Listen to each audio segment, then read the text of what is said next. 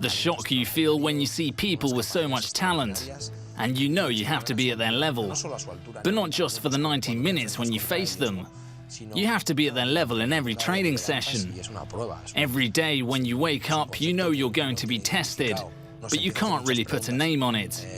You ask yourself questions. You don't know if you're good enough, or if you've got the quality to play for a team like Real Madrid. But gradually you realize that you've been adapting, and you're playing at the same high standards as the others. But you realize there are going to be some important challenges ahead.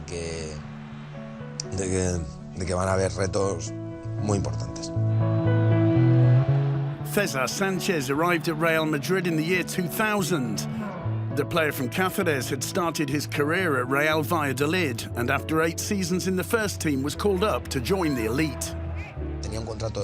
I had a 9-year contract, so it wasn't just going to change my life as a player, it was going to change my whole life. I felt I had to tell them that the time had come for me to take that next big step. I'd never had the chance of playing in those stadiums which we all dreamed of playing in as a kid, and now the chance had come.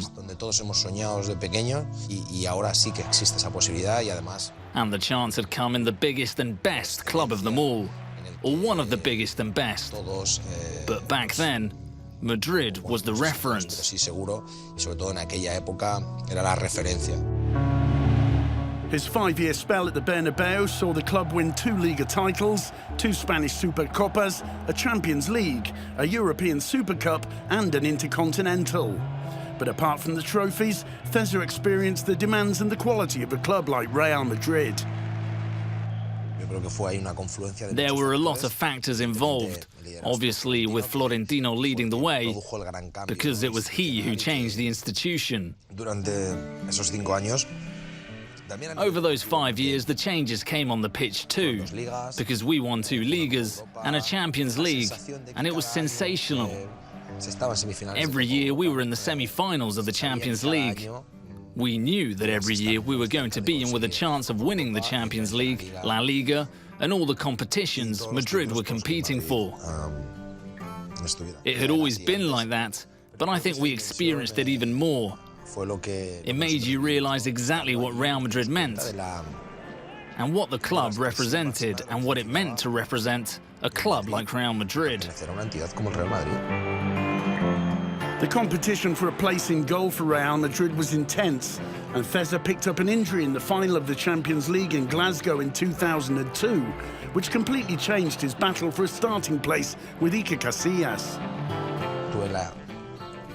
I was immensely fortunate to play for Real Madrid and all the other clubs I played for.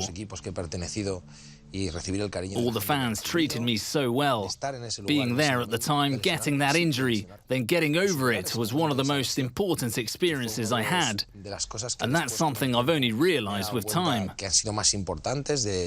It was strange, a feeling of celebration for winning, but also a frustration for how the match went for me. I've even gone as far as to say, perhaps exaggerating a bit, that if I could live that final over again, I wouldn't change anything about it. In 2005, César signed for Real Zaragoza, a club he stayed with for 3 seasons before trying a new experience for 1 season with Tottenham. He returned to Spain to play for Valencia and then Villarreal. And in the Madrigal, he finally hung up his boots after making 470 professional appearances and becoming the first keeper to make a top-flight appearance in Spain, aged over 40. The length of César Sanchez's professional career has earned him an important place in the history of Spanish football.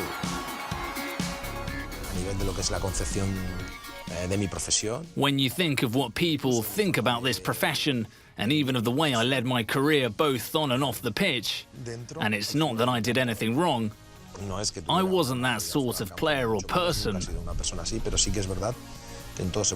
But it's true that there are always things you could have done better, and I think that's really what meant that I was able to keep playing for longer than most players. It's all about knowing who you are and what you can realistically do.